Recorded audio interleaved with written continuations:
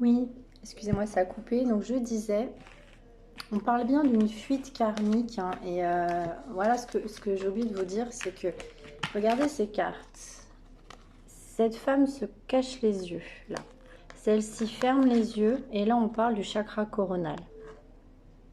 Vraiment, au niveau du chakra coronal, au niveau de la vision, on ne veut pas voir, on se ferme. C'est-à-dire que c'est vous ou votre autre avez vraiment le chakra couronne euh, fermé. C'est-à-dire que vous voulez pas voir ou écouter votre intuition profonde. Donc, vous êtes trop ancré dans la matière, dans le. C'est bien hein, d'être, comment dirais-je, dans l'action, mais parfois il faut ouvrir un petit peu son chakra couronne pour essayer de voir ce qui se passe dans cette fuite karmique. Pourquoi vous fuyez? Parce qu'on dit qu'il y a du bonheur quand même dans cette histoire, hein. Voilà, donc de quoi on parle avec l'oracle des anges. Les anges de l'amour, pardon. Ah, il y a du flirt. Vous pouvez aimer sans crainte, on vous dit.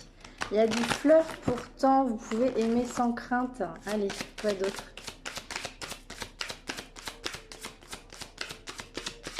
Si ça veut bien tomber.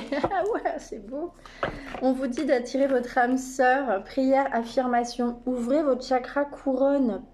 Arrêtez de fermer les yeux, arrêtez d'être trop ancré dans le chakra racine. Il faut réharmoniser tout ça en fait, vraiment. Prière, affirmation, visualisation vous aideront à trouver votre âme sœur, nouvel amour, quelqu'un. Alors peut-être une nouvelle personne ou cette âme sœur pour un renouveau, mes petits chats. Et qu'est-ce que votre autre a à vous dire, mes petits chats?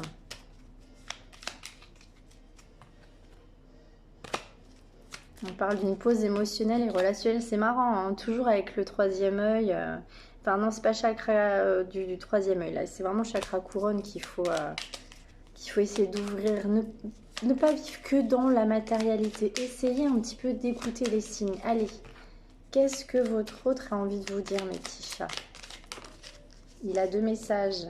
Il ou elle a 2 messages. Oui, prisonnier de sa vie. Bah voilà, prisonnier dans des illusions, dans des fausses croyances. On ne veut pas écouter son âme, son intuition. Ma vie me pèse, elle ne me convient plus. Je me sens à l'étroit, je n'arrive pas à me décider, à tout chambouler. Je me sens pieds et poings liés.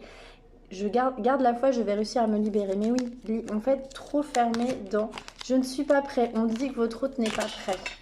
Ok, peut-être. Bon, bah voilà, il y a vraiment une fuite karmique, hein, mes petits loups. Allez, on va finir sur une dernière note. Et je me sens perdue. Voilà, bon, désolé, c'est pas une guidance de